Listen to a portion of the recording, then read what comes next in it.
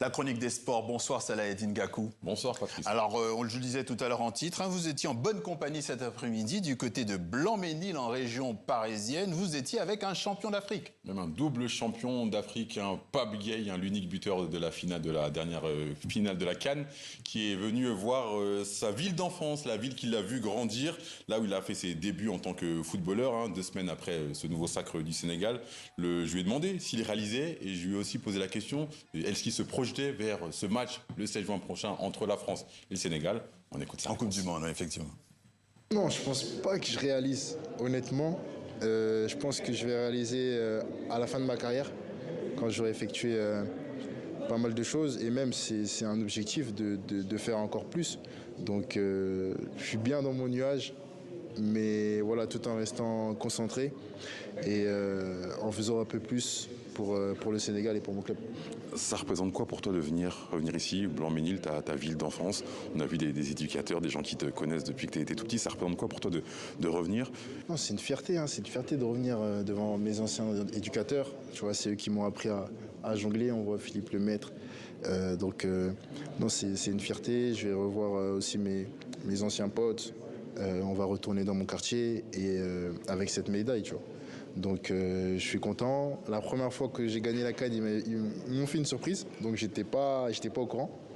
Mais là, le fait de revenir avec ma famille, mes proches, mes amis, c'est comme, on va dire, un de mes rêves. Tu vois, quand j'étais plus jeune, c'était de devenir quelqu'un d'important dans le football. Et ce type de compétition te permet d'être ce genre de joueur. Et aujourd'hui, voilà, je suis très content de revenir avec ce trophée et cette médaille. Vous avez commencé, j'imagine, dans le vestiaire à parler de ce match tant attendu face à la France, ce match de Coupe du Monde. C'est un peu ça la vie de champion. Vous avez remporté un titre, mais vous devez déjà presque vous préparer à vivre d'autres émotions avec une autre compétition encore plus grande. Ouais, bien sûr, on est des compétiteurs. On a remporté la CAN, c'est très bien. On est très content. Mais il y a un objectif qui arrive, donc on va prendre le temps de bien se préparer, pour bien préparer cette Coupe du Monde, parce que c'est un autre objectif, c'est d'autres nations, et on joue face à des nations qui ont produit pas mal de belles choses. Donc oui, après on en parle tranquillement dans le vestiaire. Moi j'ai des coéquipiers qui sont en sélection, comme Saliba, Konaté, donc parfois on s'écrit et on a hâte de jouer ce match, mais je pense que ça va être un bon match pour le football. Ça va être 2 belles nations, une nation qui a prouvé dans le continent africain et une nation qui prouve dans tout ce qu'ils font pour le football français. Donc on va bien se préparer pour remporter ce match, j'espère. Voilà, et nous aussi, on a hâte de retrouver les Bleus face aux Lions de la Teranga en Coupe du Monde. Ce sera, vous l'avez dit, le 16 juin à New York. On continue sur le football avec la suite des matchs de la Ligue des Champions. Suite et fin avec quelques résultats à noter.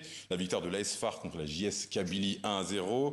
Match nul entre Simba Sport et l'Espérance de Tunis, 2 buts partout. Et enfin, le Pyramide Football Club, sans pitié pour la renaissance sportive de Berkane. Succès 3-0 du club égyptien. Le marché des transferts, ça se termine dans quelques heures. Et un milieu de terrain sénégalais va bientôt changer d'air. Nampalis Mendy, qui évolue du côté de Watford, pourrait s'engager du côté d'Arka Gdynia, un club polonais. L'ancien joueur de Leicester et de l'OGC Nice se voit offrir le plus haut salaire du club, ainsi qu'un contrat de 18 mois. L'occasion pour Nampalis Mendy de trouver du temps de jeu dans cette deuxième partie de saison. Et Salah Eddine, on revient sur cet infotransfert pour Ademola Lookman, le Nigérian. On en parlait vendredi, il était très proche de s'engager du côté de la Turquie pour le club de Fenerbahçe, mais finalement il pourrait rejoindre l'Atlético Madrid.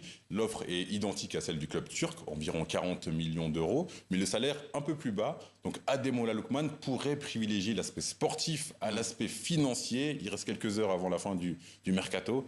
J'ai envie de vous dire, affaire à suivre, Patrice. Atlético Madrid quand même. Merci Salah Eddine, et puis à bientôt.